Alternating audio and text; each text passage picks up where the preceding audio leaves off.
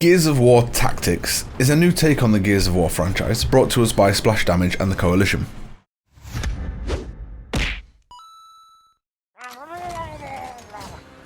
Tactics is the first top-down, turn-based game the series has seen since it began back in 2006, and it's a refreshing change of pace from the usual cover shooters that we know and love.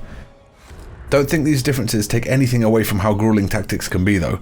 The game will punish mistakes with instant death. Poor coordination all but guarantees your failure.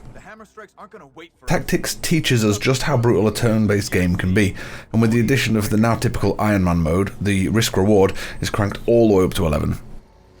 A lot of people were concerned that this might end up toned down and made to appeal to a broader audience, but this is not the case. There's blood and gore aplenty, and there's such rich lore that you feel as though you're right there with the squad. Gears fans in general are going to feel right at home here. Let's compare it to something. We recently did a review for the XCOM Chimera Squad game. This came out about a week or so ago now, which seems like a fitting comparison. XCOM is still going to be king when it comes to the turn-based games, but Gears is really pulling no punches at all, trying to pull down Chimera Squad from the top spot. It's got some pretty high regard at XCOM in general, and this is aiming straight at it. It's heavily story-driven and there's lots of customizations, your classes, level up trees, etc. It feels well thought out and much more involved as you develop each character, so while it's not as expansive in scope to say XCOM 2, Tactics has something that many players are going to really dig into. Okay, so the characters and the classes. You have your main characters, the heroes, that many have seen before in the Gears series, and some new appearances such as the main protagonist in this one, Sergeant Gabriel Diaz, whose history is closely intertwined with Chairman Prescott and the events that happened at Gatka Ridge years ago. However, in order to get one of the most beloved characters in all of Gears history, the one and only, baby. Pre-order. Pre-order bonus only. There's no links to the story, he just appears. A shortfall, we feel. They've kind of made him feel token. As you go along your adventures, you gain the ability to recruit cogs that have an array of weaponry and gear. Each has a unique skill tree that spreads off into 4 wings, which allows you to mix and match abilities and passives to create the ultimate grub killing machine, which feels quite nice. With this said, each character death brings with it some heavy consequences, especially at higher difficulties. Of course, this is costing you your precious equipment, not to mention the time investment in leveling them up. Gripes? A few. Loot boxes. Now, luckily, these are not microtransactions, not paid for. They're instead placed through permission, and your cogs have the option to retrieve them for a random chance of getting weapon mods or armor, which come in 3 flavors: common, rare, epic.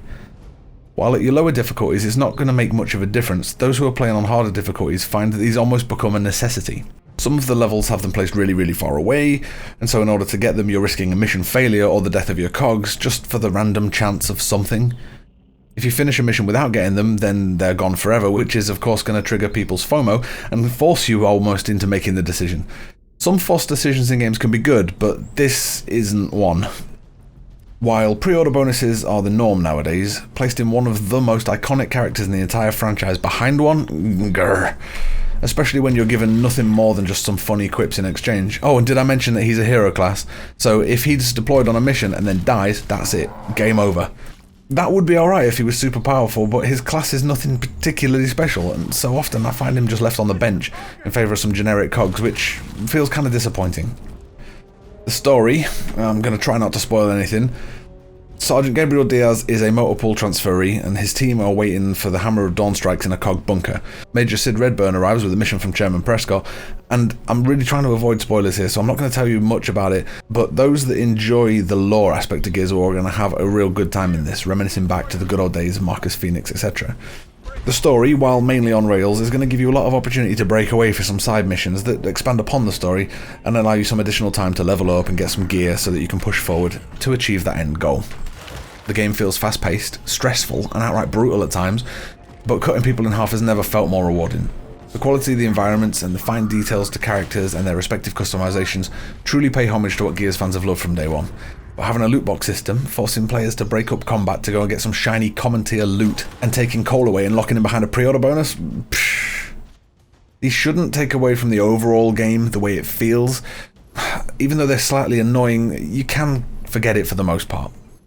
Tactics is free at the moment if you have Microsoft Game Pass, so if you don't want to pay the full price, which seems a bit of a no-brainer to us, then that's an option. For this, you're going to net yourself a high-quality, visceral, turn-based shooter that feels solid, with a good chance of DLC down the line as well. We're going to go ahead and score this game a solid 8 out of 10, definitely one we're going to sink some hours into. Would we recommend you buy it? If you've got Game Pass, hell yeah, it's free.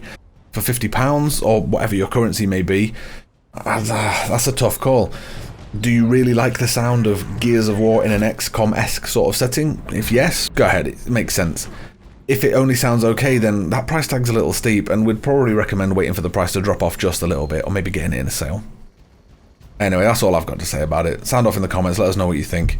Take care of yourselves, guys. See you later.